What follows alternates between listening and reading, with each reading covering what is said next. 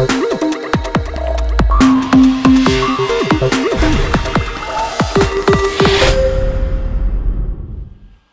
guys, it's Vertus here, and today I have something a little bit different. Yuestyink, my platoon partner, is going to be showing you how to play the Obj.140. Now, unlike me, he is a master of that tank, and he absolutely loves it. And he's going to show you why in this gameplay. Now, we are playing on Copperfield, and we're playing against W100, so that is quite a threat. So normally we are going caves, and hopefully our team comes with us, and that is exactly what happens. Normally whoever wins the caves does win the game. However, in this game things do proceed a little bit different. The Obj.140 with the extra speed does get up to the caves better. However, this hold down position is slightly weaker, as the hull is a lot higher. As well as the weak turret armor, the turret roof armor makes this spot not quite as viable as the 62A, as the 62A will only have the turret showing, and that thing will bounce shots for days. Unfortunately, the enemy team did not go caves, and what that means is that we are going to have to push, and somehow the IS-8 has already made it around all the way to the flank with the E-100, which was extremely surprising, and our T-30 is in a lot of trouble. Now, I drove into a wall here. That was really stupid. Yuestyink, being nice, waited for me, and because you normally want to go together with a partner if you are in a lone medium tank.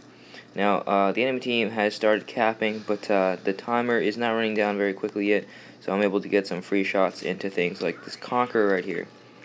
I don't want to block Yuestyink shots, so I immediately stop, and I'm pumping these shots in. Yuestyink is going to be shooting at the E100, which is a more priority target, but this Conqueror needs to die as well, as he is shooting up our teammates. Now I get a nice lucky fire, and we just lose three of our teammates immediately quickly in the scores. We pull one back, and the scores are 1-3. Yuestyink kills the IS-8, and the scores are 2-3 now. However, the cap is getting a bit worrying, so I'm going to reset, but unfortunately I made a massive mistake here. I drove out way too far. What I should have done is waited around the corner and poked out instead of just rushing blindly in. Luckily, the E100 only shoots my track, and I'm able to get away scot-free on that one, but that won't happen again. Now, I missed a shot on the pad, and as I was talking about the gun handling of this gun, that shot should have hit, but unfortunately it didn't. I think about hanging around there, but I didn't really want to trade shots with the pad, as he had a higher alpha gun. Instead, I'm going to come over here and help Yuestyink. He is stuck in a bit of a crossfire here, as if the E100 wants to poke out, he is in trouble. Now, I will have to go back and reset the cap soon, but and I do miss a shot on the M103. With this gun, I don't expect to hit a lot of weak spots, but that's okay. The cap is around half, but this E100 needs to die first, as he is a big threat. However, he does back off, so he is not worrying me for the moment. I keep bouncing off this 103's turret, and Yuestyink is using the gun depression of that tank to its maximum capability, and barely shooting the 100 turret with his heat ammunition. I'm dealing with our flank right here. Get some nice shots into a pattern. I was thinking about going after the E100, but if I do rush him, the M103 and the pattern can come down easily. The T-44 just killed himself. Now it is just me and Yuestyink against 5 enemy tanks. This is looking really bad. Now, Yuestyink is 1 versus 2 here against the T-34 and the E100. He is using his hull armor and his turret to their maximum capabilities and bouncing quite a few shots. Now, I see that the E100 is behind me, coming up the hill, and I have nothing I can do besides going in and rushing, as I don't. If I didn't rush, I would have been getting shot in the ass. I get lucky here, and I bounce a shot from the E100, but I do take a hit from the Patton, and immediately after the T-34.